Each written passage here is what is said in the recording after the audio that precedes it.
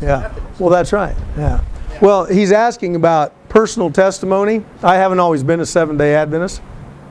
I was a Methodist, Presbyterian, non-denominational, and Assemblies of God. I was kind of tossed to and fro with every wind of doctrine. And then I actually, because I grew up in the churches, then I actually gave it all up. And I said, you know, this is really confusing. And that's exactly what the Bible refers to when we talk about Daniel and Revelation. Babylon. It's confusion. And so, long story short, I just gave it all up. Went the other direction.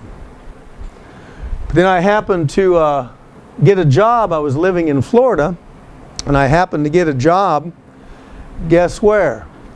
At a big place where there's all these Seventh-day Adventists. No? And by the way, have you ever heard of H&S Citrus or Golden Harvest? I worked with those guys. Some of those guys were Adventists.